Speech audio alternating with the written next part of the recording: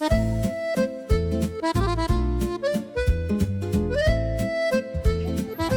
là là, je suis à Paris. Nous sommes arrivés à Paris.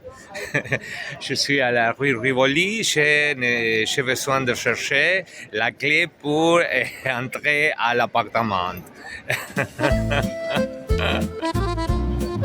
Y bueno, estamos en París. Allá se ve Le Pont Neuf y la Tour Eiffel que asoma muy por atrás. París es una de las ciudades más influyentes y visitadas del mundo, famosa por su historia, por su arte, su arquitectura y esa mezcla única entre elegancia, vida cultural y espíritu bohemio.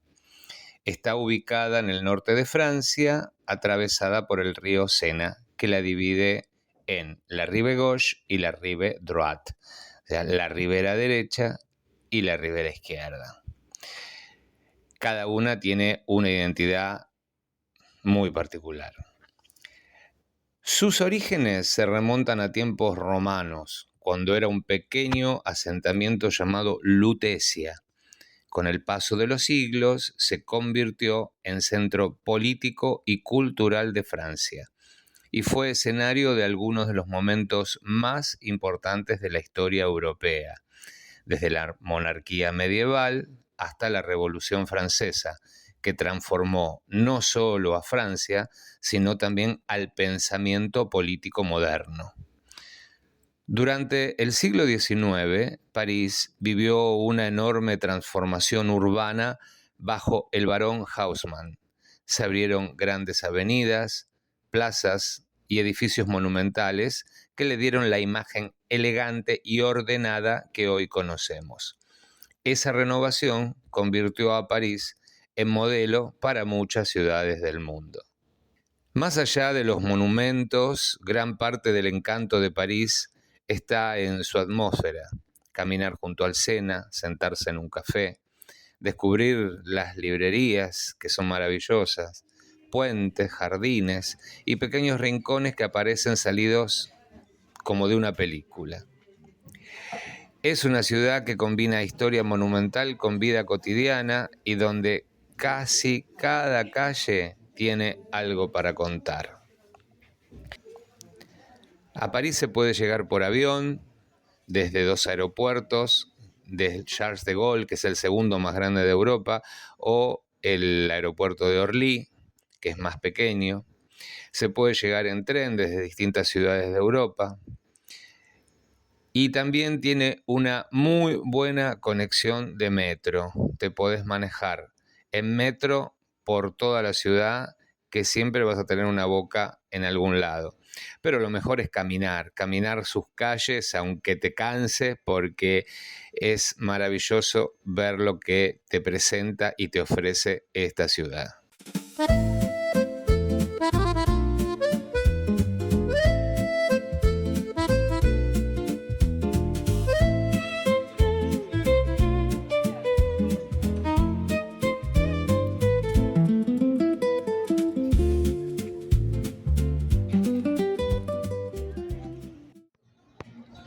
Bueno, y acá estamos frente a la Catedral de Notre Dame. Homilie de la Ile de la Cité.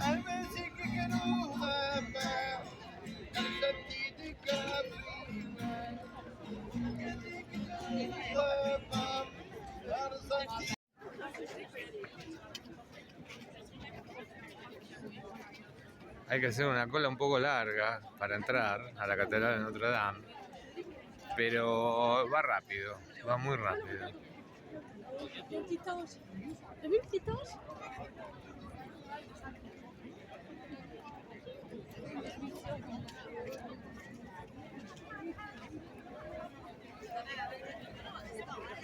La construcción comenzó en 1163. Es el corazón histórico de París y demoró casi 2 siglos en completarse. A lo largo del tiempo fue escenario de acontecimientos fundamentales de la historia francesa: coronaciones, celebraciones reales, funerales de Estado y momentos ligados tanto a la monarquía como a la república. Arquitectónicamente representa el esplendor del estilo gótico francés. Este estilo buscaba elevar la mirada y el espíritu hacia el cielo mediante construcciones cada vez más altas y luminosas. Por eso Notre Dame impresiona por sus enormes vitrales, sus techos elevados y la sensación de verticalidad que domina el interior. Entre sus elementos más característicos están los arbotantes exteriores, las famosas gárgolas y quimeras de piedra, los rosetones de vitrales de colores y sus dos torres frontales que se volvieron símbolo de París.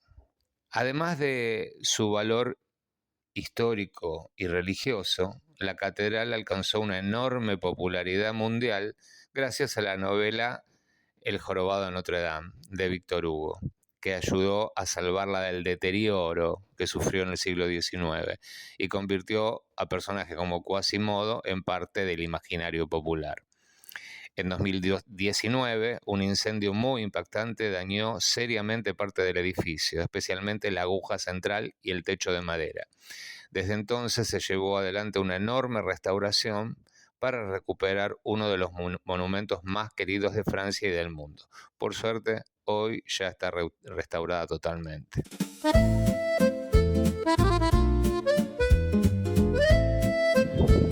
Este es el famoso Pont Neuf, que lleva ese nombre y es el más viejo de todos.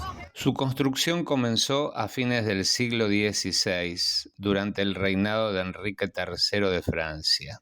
El Pont Neuf fue revolucionario para su época porque fue el primer puente parisino construido sin casas encima. Hasta ese entonces, muchos puentes estaban llenos de viviendas y comercios que estrechaban el paso. A lo largo de los siglos apareció en pinturas, novelas y películas, como por ejemplo Los amantes de Pont Neuf, una película de 1991 con Juliette Binoche.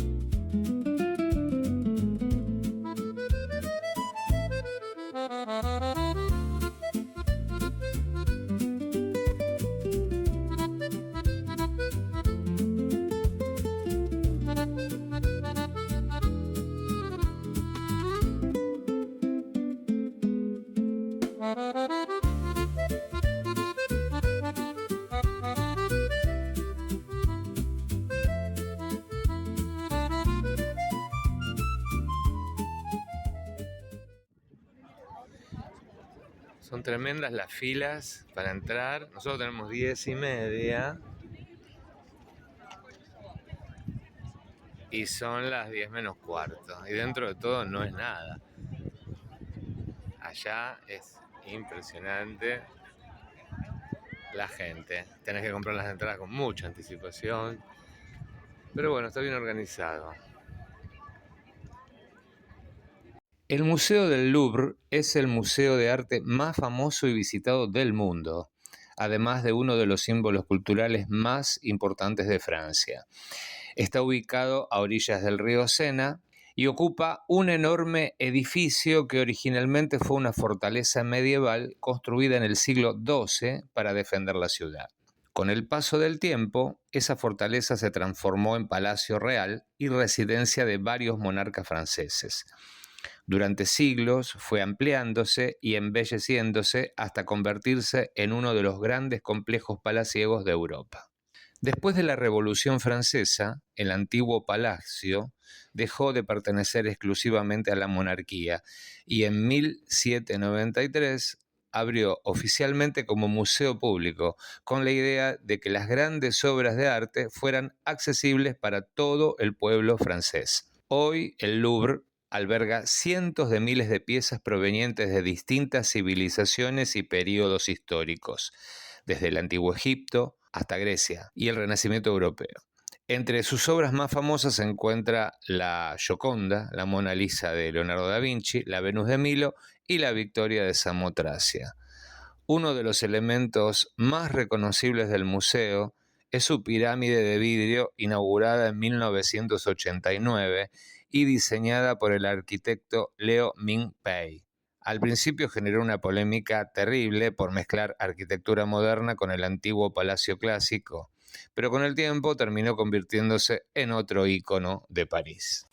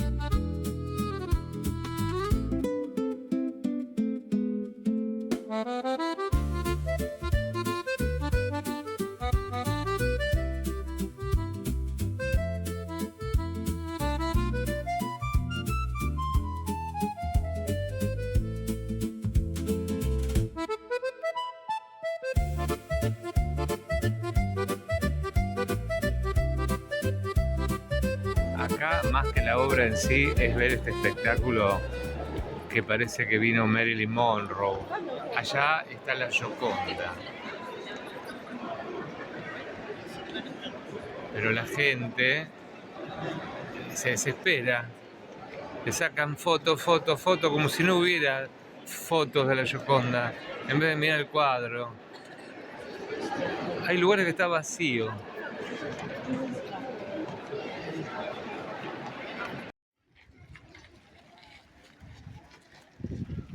Bueno, esto es el Le Jardin des Tuileries, las Tullerías, que se conoce como en español. Es un parque enorme y no pensé que había tanta gente también. Está bien que bueno, está frente al Louvre. Ahí está la pirámide del Louvre.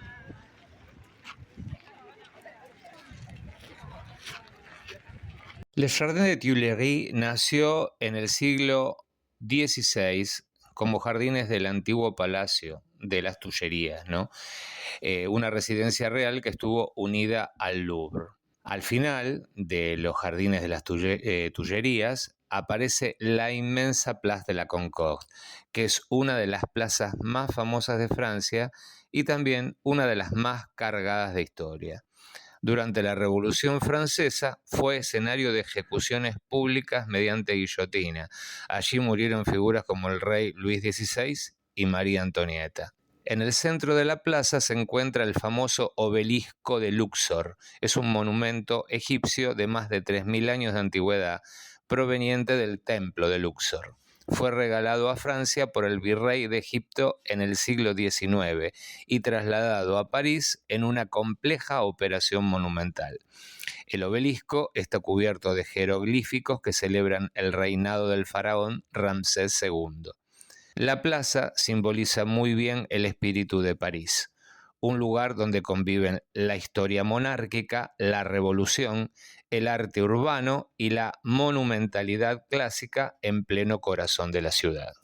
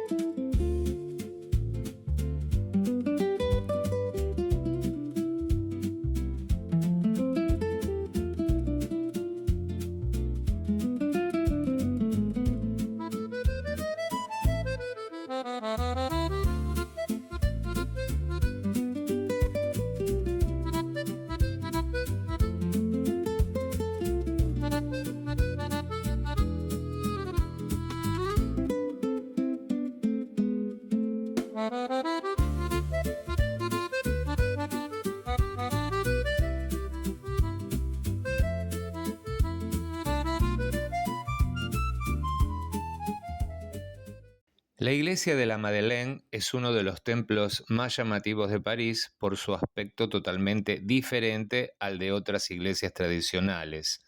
A simple vista, parece un templo de la antigua Grecia o de la Roma clásica, rodeado por enormes columnas corintias que le dan un aire monumental e imponente.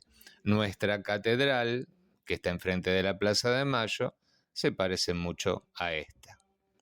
Su construcción comenzó en el siglo XVIII, pero atravesó múltiples interrupciones y cambios debido a la agitada historia política de Francia, especialmente durante la Revolución Francesa y el período napoleónico. De hecho, Napoleón Bonaparte quiso convertir el edificio en un templo de la gloria dedicado al ejército francés, antes de que finalmente se decidiera utilizarlo como iglesia católica. El edificio fue terminado recién en 1842 y está dedicado a María Magdalena. Su estilo arquitectónico es neoclásico, inspirado directamente en los templos antiguos, algo poco habitual para una iglesia cristiana. Por eso destaca tanto dentro del paisaje parisino. El interior también impresiona por sus dimensiones, sus esculturas y la gran cúpula decorada. Uno de los elementos más famosos es el enorme relieve del altar mayor que representa a María Magdalena elevada al cielo. La Madeleine ocupa además un lugar muy elegante dentro de París, rodeada de avenidas, cafés y tiendas históricas. Allí se obtiene una de las perspectivas urbanas más bonitas de la ciudad, alineada con la Place de la Concorde y otros grandes monumentos parisinos. La avenida de Champs-Élysées es una de las avenidas más famosas y elegantes del mundo. Une la Place de la Concorde con el imponente Arco del Triunfo y representa como pocas el espíritu monumental de París. La avenida se caracteriza por sus amplias veredas arboladas, sus cafés históricos, teatros, tiendas de lujo y edificios elegantes. A lo largo del siglo XX pasó de ser, además, un emblema de la modernidad parisina, combinando glamour, turismo y vida nocturna.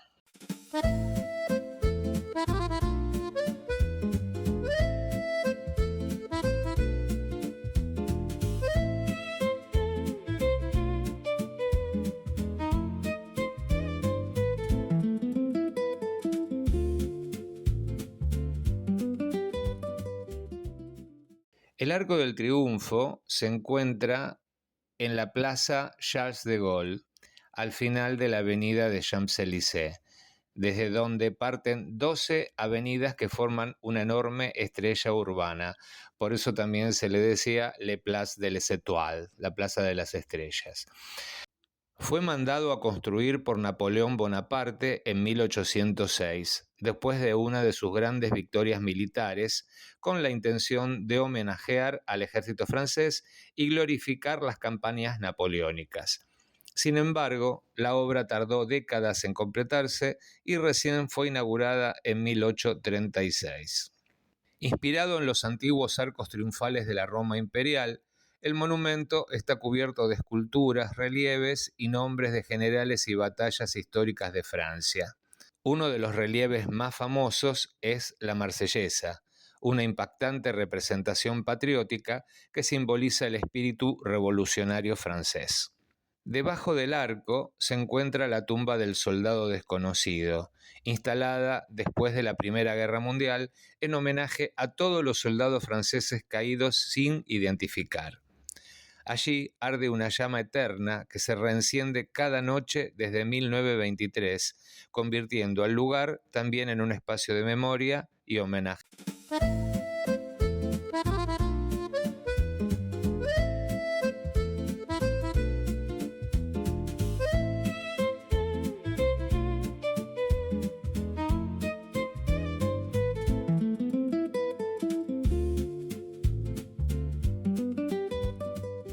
El puente Alexandre III es considerado por muchos el puente más elegante y espectacular de París. Cruza el río Sena, uniendo la zona de los Champs-Élysées con el área de Les Invalides. Su nombre homenajea al zar ruso Alejandro III de Rusia. Está decorado con enormes faroles, querubines, escultura de ninfas, caballos alados y detalles dorados que le dan una apariencia casi teatral. En cada extremo se levantan grandes columnas coronadas por figuras doradas que representan la fama, las artes, la ciencia y la industria. La Tour Eiffel es el monumento más reconocible del planeta. Fue construida entre 1887 y 1889 para la Exposición Universal de París, organizada para celebrar el centenario de la Revolución Francesa. Fue diseñada por el ingeniero Gustave Eiffel y en su momento causó una enorme polémica. Muchos artistas e intelectuales la consideraban monstruosa y pensaban que arruinaría la estética clásica de la ciudad. Sin embargo, con el tiempo terminó convirtiéndose en el mayor emblema de Francia. La vista de la Tour Eiffel desde el Trocadero es probablemente la postal más famosa de París. El Trocadero se encuentra del otro lado del río Sena y fue urbanizado especialmente para las grandes exposiciones internacionales que transformaron París entre fines del siglo XIX y principios del siglo XX.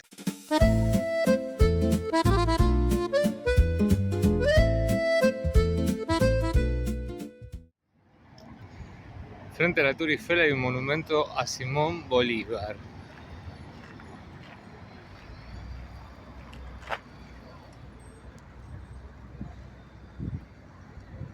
Estamos en la Place Vendôme, que es una de las plazas más elegantes de París. En el centro de la plaza se levanta la famosa columna Vendôme, que está inspirada en la columna de Trajano de Roma. Caminar por Place Vendôme es encontrarse con una París más silenciosa y refinada.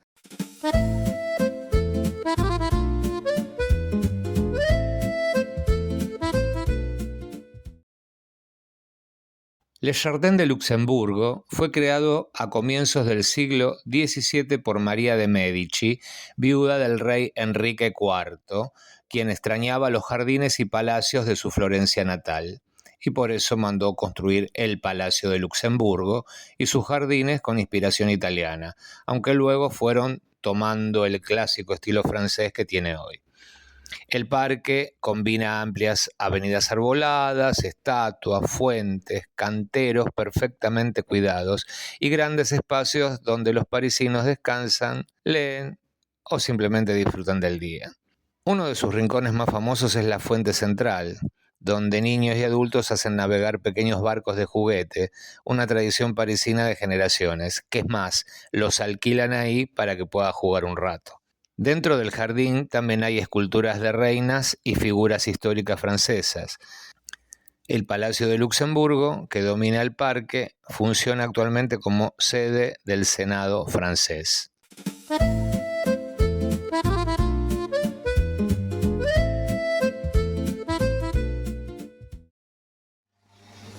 Bueno, esto es así. Tiene una puerta. Está impecable, se cierra solo.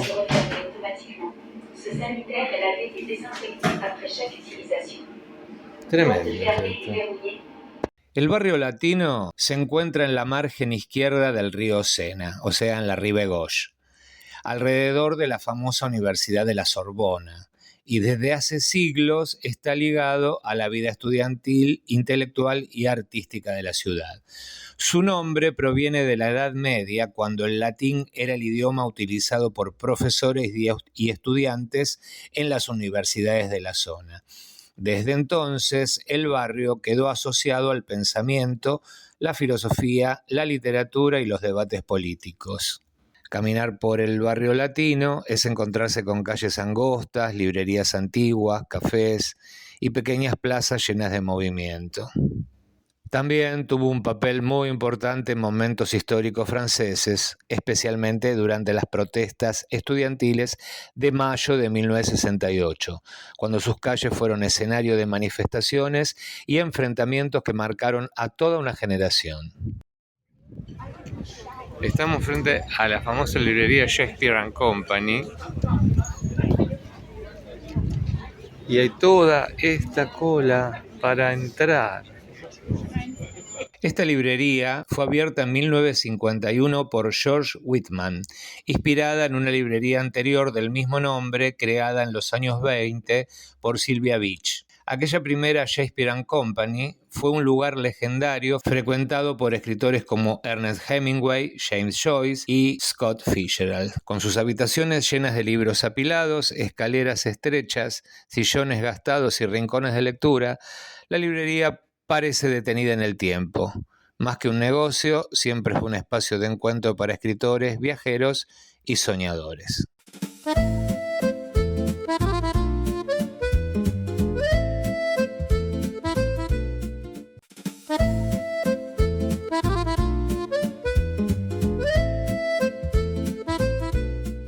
La iglesia de Saint-Sulpice es una de las iglesias más grandes e impresionantes de París. Su construcción comenzó en el siglo XVII y se extendió durante más de 100 años. Por eso combina distintos estilos arquitectónicos. La fachada, con sus dos torres desiguales y su aspecto monumental, es uno de los grandes ejemplos del barroco y clasicismo francés. El interior sorprende por sus enormes dimensiones, la altura de las bóvedas y la atmósfera solemne y silenciosa que la diferencia de otras iglesias más turísticas de París. Allí también se encuentran importantes obras de arte, como murales pintados por Eugène Delacroix, uno de los grandes artistas del romanticismo francés. Uno de los elementos más curiosos de Saint-Sulpice es su antiguo gnomon astronómico, una línea de bronce que atraviesa el piso de la iglesia y servía para estudiar los movimientos solares y calcular fechas religiosas importantes como la Pascua. Ese detalle despertó mucho interés popular después de aparecer mencionado en la novela El Código da Vinci. Acá estamos frente al Panteón, que hay una feria. Es una mezcolanza de todo porque hay cualquier cosa.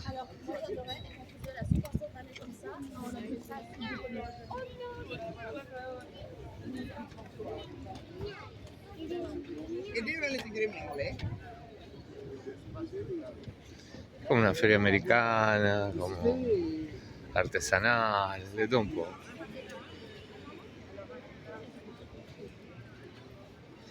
Bueno, pero lo más lindo es que está frente a esto. El Panteón comenzó a construirse en el siglo XVIII por orden de Luis XV, como una iglesia dedicada a Santa Genoveva, patrona de París. Sin embargo, después de la Revolución Francesa, el templo fue transformado en un mausoleo laico destinado a honrar a las grandes figuras de la historia francesa. En el interior descansan personajes fundamentales de la cultura, la ciencia y la política francesa.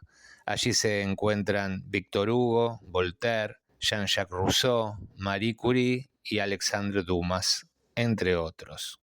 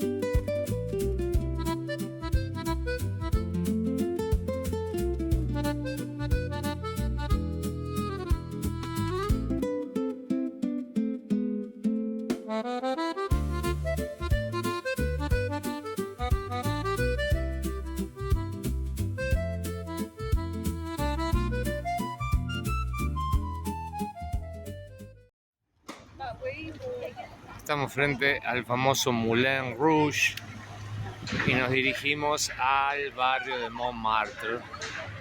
El barrio de Montmartre, que significa Monte de los Mártires, está ligado a las antiguas tradiciones religiosas vinculadas a San Dionisio, uno de los primeros obispos de París. Durante siglos fue una zona rural separada del centro parisino, llena de molinos, viñedos y pequeñas casas. A fines del siglo XIX se convirtió en el corazón de la vida bohemia y artística de París. Los alquileres baratos y el ambiente libre atrajeron a pintores, escritores, músicos y poetas de todo el mundo. Por sus calles pasaron artistas como Pablo Picasso, Van Gogh, Henri de Toulouse-Lautrec y Amadeo Modigliani.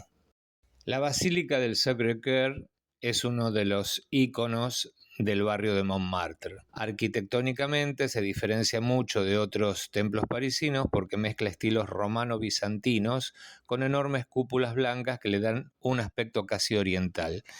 Además, está construida con una piedra especial rica en calcita que al contacto con la lluvia se limpia sola. Por eso mantiene ese color blanco brillante característico. El interior es imponente y muy luminoso. Allí se encuentra uno de los mosaicos más grandes del mundo, representando a Cristo con los brazos abiertos. La basílica sigue siendo un importante lugar de peregrinación y oración, con adoración perpetua desde hace más de un siglo.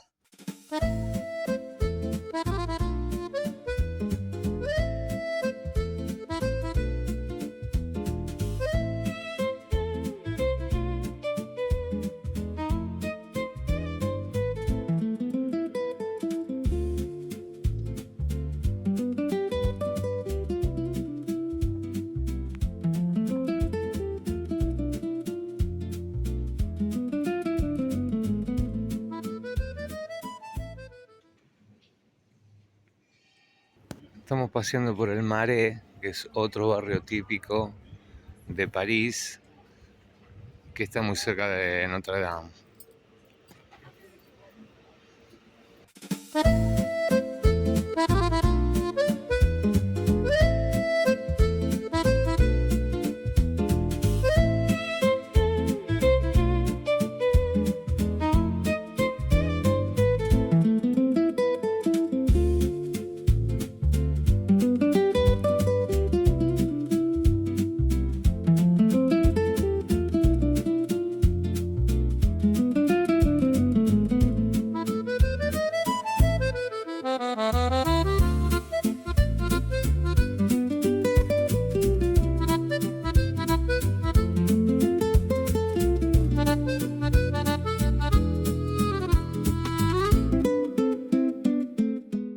El Marais significa pantano, porque originalmente la zona era un terreno húmedo fuera de la antigua ciudad medieval.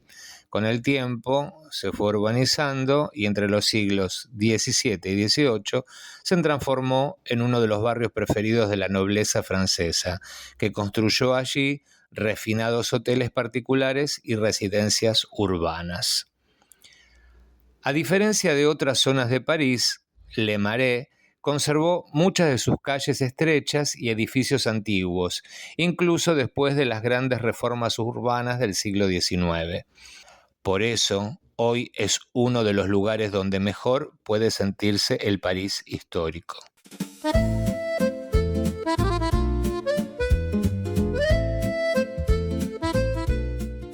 Uno de los grandes puntos emblemáticos es la Place des Vosges, considerada una de las plazas más bellas de la ciudad, rodeada de edificios de ladrillo rojo y elegantes galerías.